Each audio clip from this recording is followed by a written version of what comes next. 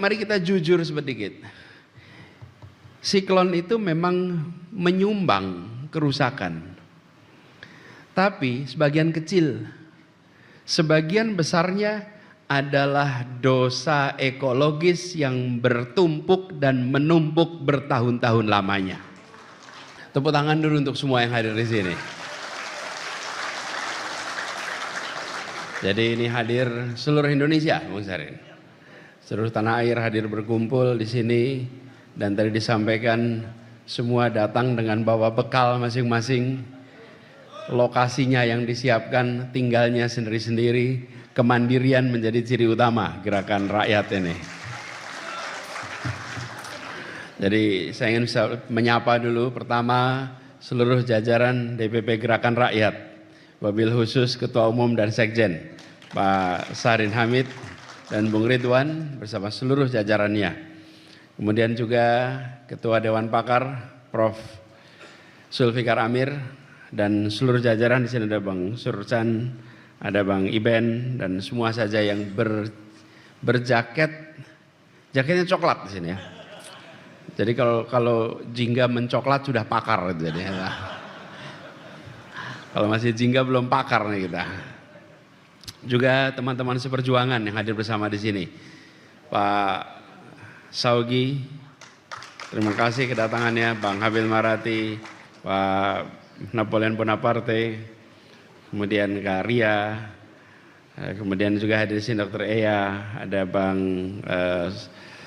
Yasin Kara, Bang Saud, kemudian Bang Ramadan Pohan, Bang John, dan di depan kita juga Bang Awalil Rizki, ekonom kita yang akhir-akhir ini jadi rujukan bagi kita semua membaca situasi di Indonesia.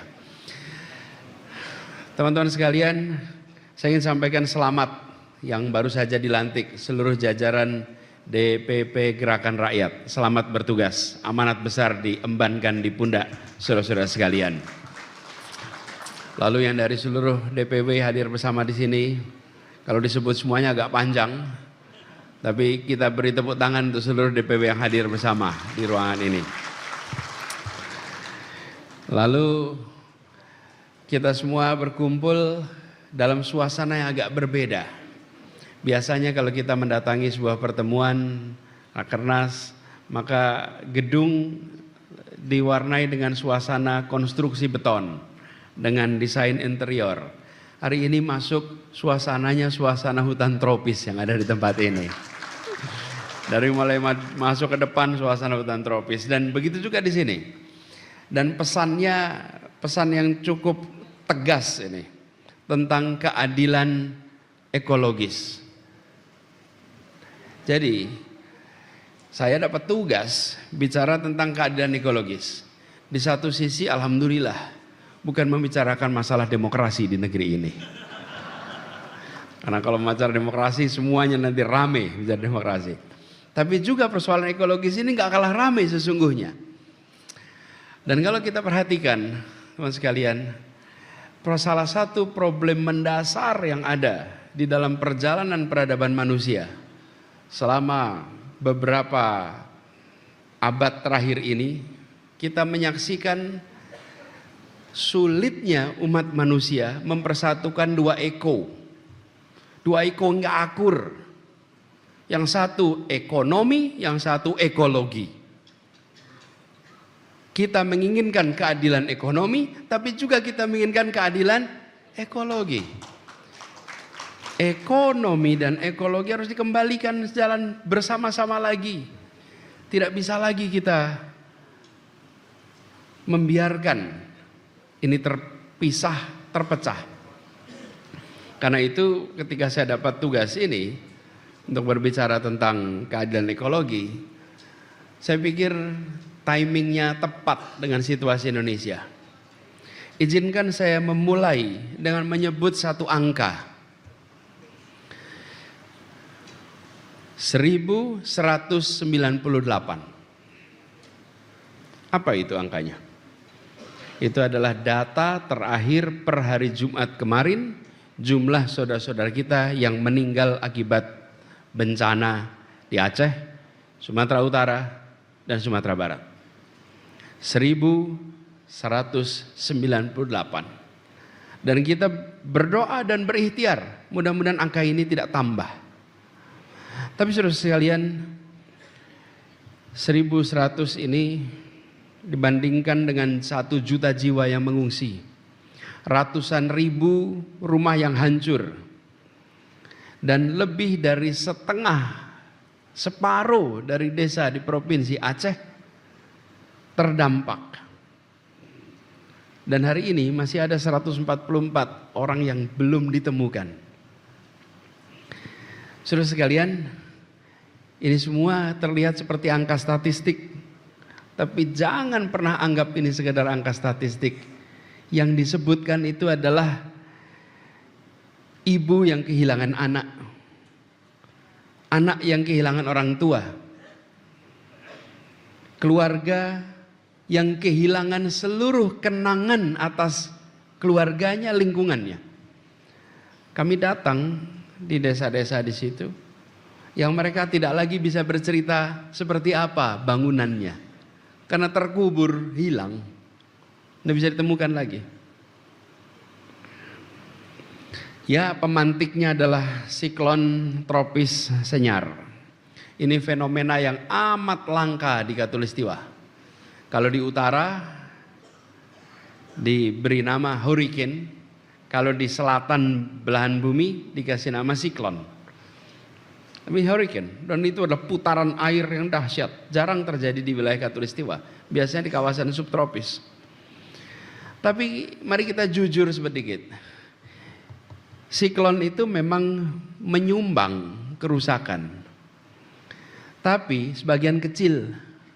Sebagian besarnya adalah dosa ekologis yang bertumpuk dan menumpuk bertahun-tahun lamanya. Hutan yang hilang, sungai yang menyempit, gambut yang dikeringkan. Lalu siklon itu pemantik. Kalau pemantik itu seperti korek api. Korek apinya itu memang siklon. Tapi pertanyaannya bukan soal korek apinya, bensinnya apa kemarin? Kok bisa nyalanya segede gini? Korek api itu kalau tempatnya kering, tidak ada bensin, ya tidak akan menyala jadi api yang besar, bukan? Tapi ketika kita selama ini nabung bensin di situ, mengeringkan lahan, ya kena korek api, terbakar semua. Dan ini yang kita saksikan. Tapi malam hari ini saya tidak mau bicara terlalu banyak tentang masalahnya. Saya ingin bersama-sama bicara tentang bagaimana jalan keluarnya dengan situasi yang sekarang itu. Karena keadilan ekologi ini bukan soal menyelamatkan hutan dan bumi. Bumi itu sesungguhnya tidak perlu kita selamatkan, saudara sekalian. Bumi ini sudah ada, kalau hitungan tahunnya kira-kira 4,5 miliar tahun usia bumi kita ini.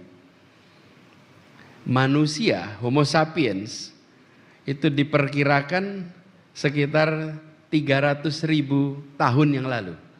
Tetapi manusia modern yang bercocok tanam, yang menulis baru 10.000 tahun.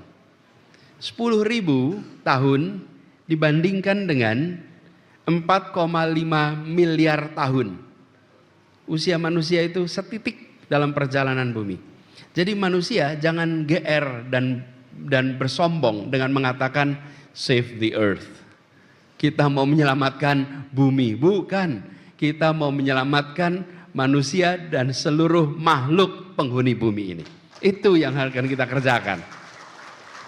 Kita harus menyelamatkan makhluk penghuni bumi. Kalau bumi sudah lewat segala macam. Bahkan kalau kita bilang ada global warming, bumi dulu pernah lebih panas dari ini semua. Khatulistiwa kita pernah lebih dingin dari ini semua. Khatulistiwa kita ini pernah suhunya ratusan derajat Celcius. Dan khatulistiwa ini pernah suhunya minus 45 derajat Celcius bukan sebulan 2 bulan. Berjuta-juta tahun. Jadi yang namanya global warming bagi bumi itu kami pernah global warming. Kami pernah global extreme cold. Pernah. Tapi sekarang kita berhadapan dengan situasi yang agak unik. Kita harus menyelamatkan mengelola karena konsep yang kita sama-sama sadari, kita pinjam bumi ini dari anak cucu kita. Dan kita harus kembalikan kepada anak cucu kita dalam kondisi baik dan lebih baik dari sekarang. Jadi, yang perlu kita perhatikan sekarang ini adalah bagaimana kita menselaraskan ini. Ada seorang ekonom dari Oxford University di Inggris, namanya Keith Raworth. Dia punya cara menarik ini menjelaskan ini. Saya gambarkan sedikit aja. Ini bukan karena seperti mau kuliah, bukan. Ini bayangan saja supaya kita punya imajinasi yang kuat. Seperti apa sih? Dia menggambarkan ini seperti donat. Tahu donat ya? Donat itu ada lingkaran bundar. Lingkaran itu adalah wilayah aman untuk kita berkegiatan. Nih, yang bulat warnanya hijau. Saya nutupin kelihatannya ya. Boleh pinjam wireless? Nih, soalnya saya tidak bisa nengok ke belakang nanti. Pinjam mikrofon wireless.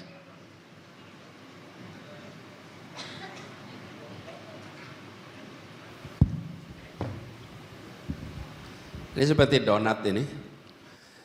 Yang share, like and comment. Subscribe, share, like and comment. Subscribe, share, like and comment. Subscribe, share, like and comment. Subscribe, share, like and comment.